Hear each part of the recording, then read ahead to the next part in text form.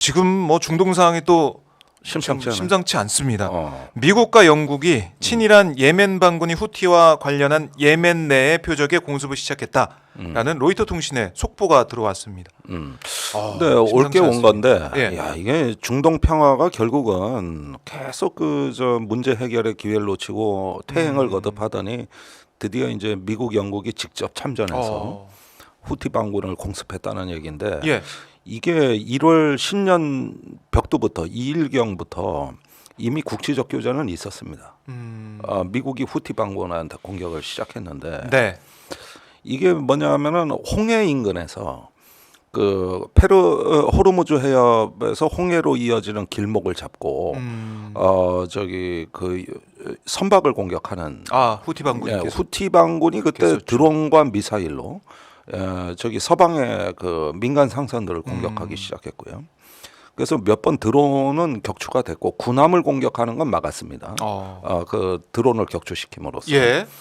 그러다가 급기야 저기 어제부터 이제 긴급 타전된 뉴스가 뭐냐면은 이란이 네. 그 홍해 인근에서 미국의 유조선을 납포해 버려가지고 지금 국제 유가가 2% 올랐다는 거예요.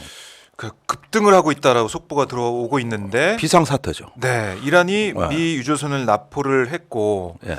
이 걸프 해역 여기 이어진 오만만에서 유조선을 납포한 것인데 이란에서 이렇게 얘기하더라고요. 법원 명령에 따른 것이다.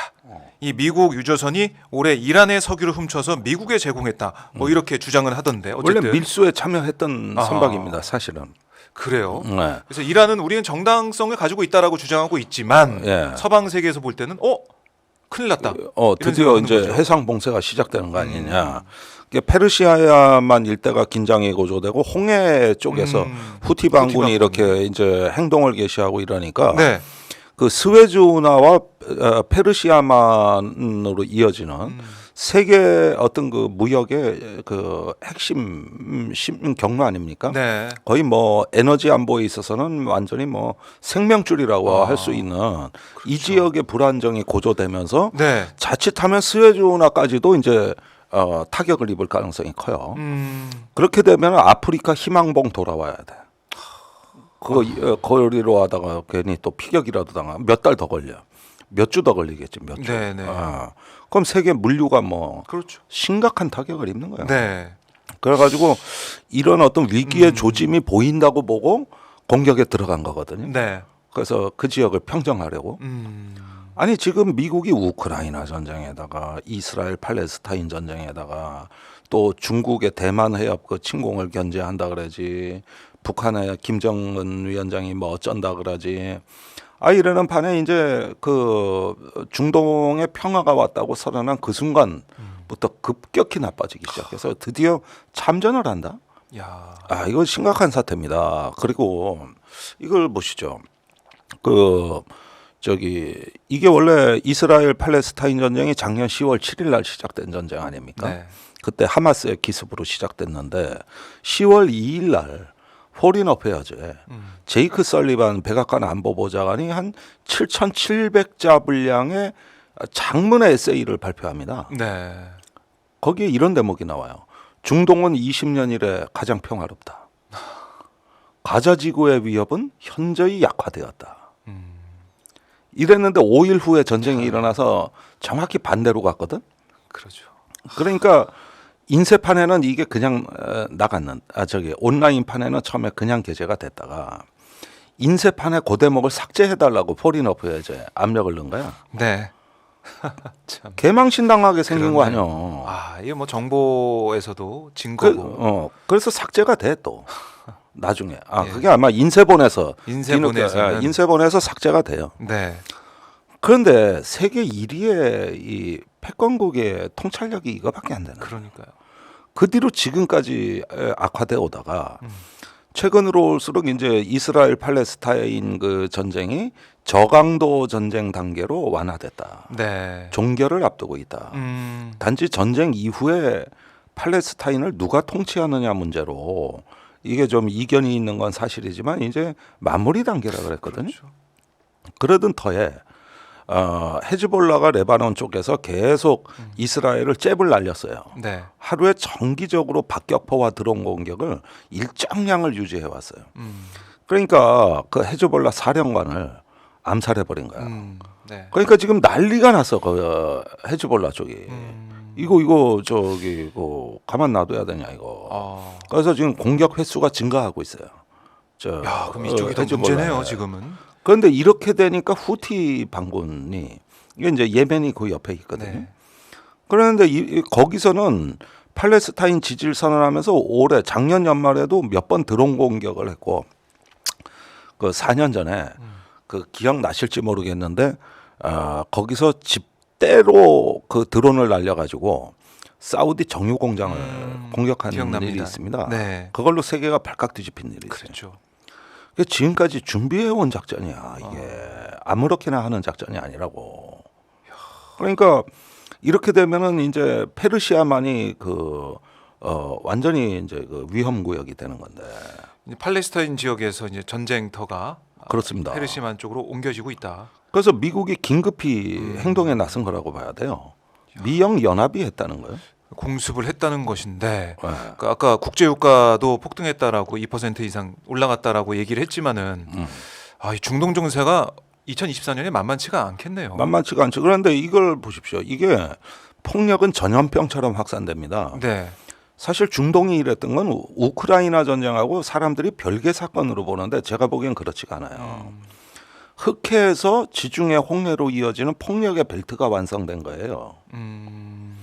그 흑해는 왜 재작년에 저 우크라이나 전쟁 초기부터 네. 거기가 그 굉장히 위험했던 크림반도 일대 봉쇄도 있었고. 그래서 흑해에서 그 러시아 지휘함이 격추되는 사건이 네. 일어나고 이런 일들이 일어나면서 그때 당시에 이제 우크라이나에서 러시아군을 막아낸 어떤 하나의 비결이 그 상업용 드론 거기에 이제 쿼드콥터라는 건데 네. 날개가 4개 달린 드론을 쿼드콥터라 그래요. 코드. 예. 근데 이게 전 세계에 혁명을 일으킨 거야. 이 쿼드콥터가 그 저기 맥주나 피자 배달이 가능해진 거거든요. 네. 드론 배달이.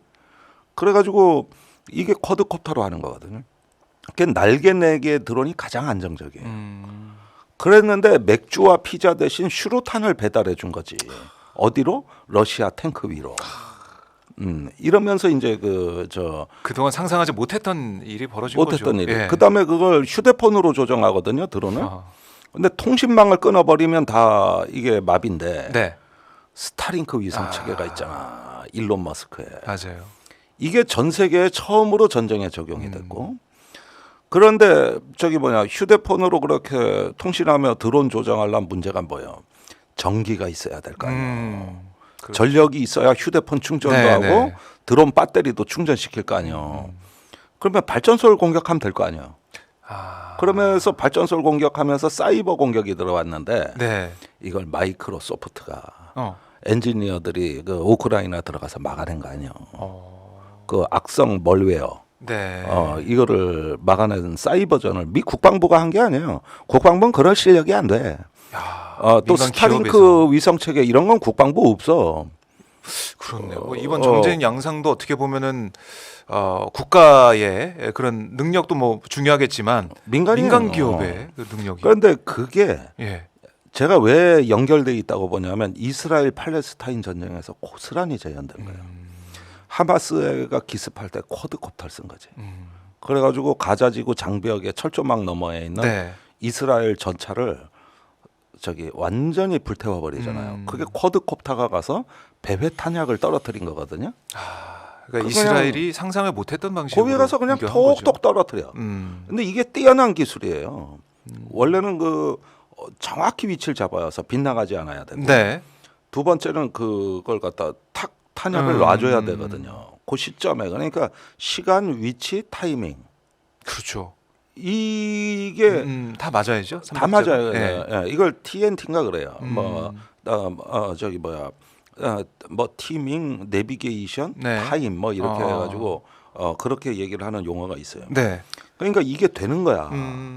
해보니까 진짜 되더라. 그러니까 이 하마스 전사들이 우크라이나 전쟁을 철저히 학습해 온 겁니다. 그 동안에.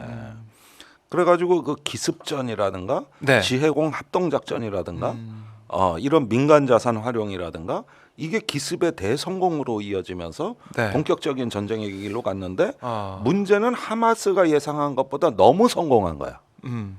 이렇게까지 원래 1000명까지 살해하면서 대규모로 할 생각은 없었어. 그런데 해보니까 이스라엘이 쪽도 못 쓰네. 밀어붙이면 되네 이게. 그래가지고 이제 통제불능 상태까지 빠진 거죠.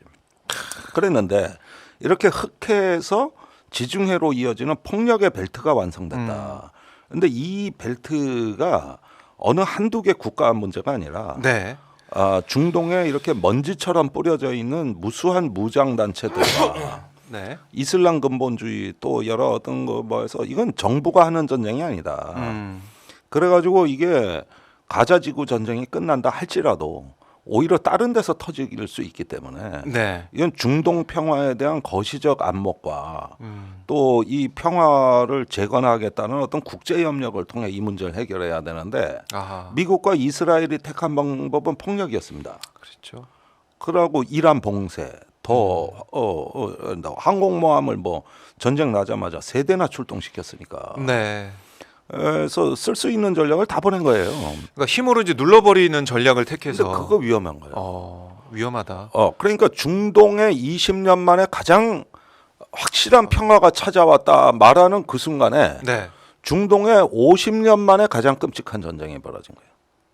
이렇게 우리가 그 미국의 최고 전략가가 그것도 외부 기고를 통해서 발표한 에세이에서 네.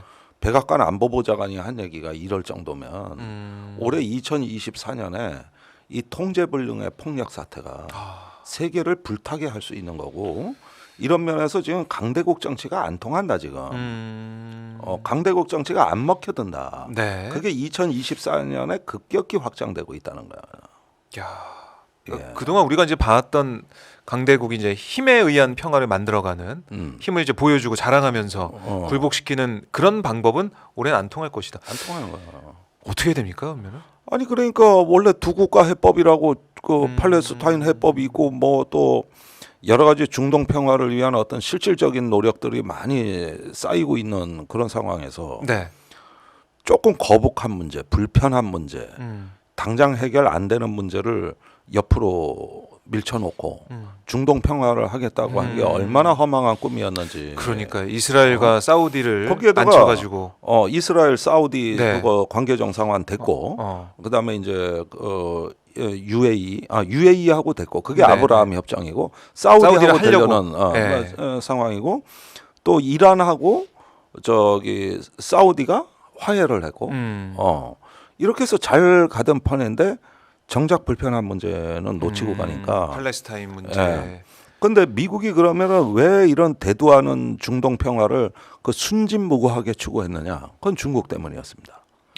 중국이 중동에서 영향력이 강해지니까 네. 아이고 이거 저래다가 중동을 중국에게 먹힐 수도 있으니까 미국이 뛰어도 우리식 평화를 하겠다. 아하. 그다음에 저기 이제 그 중국의 1대1로에 맞서서 네. 그 중동에서 유럽으로 연결되는 경제 회랑을 구축하겠다. 이래가지고 얼마나 뭐 투자 계획, 뭐 달콤한 비전, 뭐 해가지고 얼마나 많이 쏟아붓고, 네. 그 다 되는 판이었잖아요. 그렇게 보여줬어요. 그래서 바이든의 성과가 될 수도 있겠다라고 평가를 했었는데 가자 지구 이 상황, 이 하마스의 이스라엘 기습으로 인해서 다 깨졌어. 이게 허망한 꿈이 다 됐구나. 깨져. 그 순진무구한 꿈을 꿨는데 그러니까 중국 때문에 간 거지. 진짜 중동 평화 때문에 간 것도 아니고. 이것도 진정으로 중동 평화를 바라보려면 이런 문제를 왜? 중국과의 패권 싸움이 있었군요. 그렇습니다. 이 밑바탕에는. 예. 야, 그러면은 그런 것 같아요. 이게 겉으로 보여지기에는 평화로 만들어 가는 것은 쉬울 수 있지만 근본 문제 해결하지 못하면은 그렇습니다. 허망한 꿈이 될 수밖에 없다.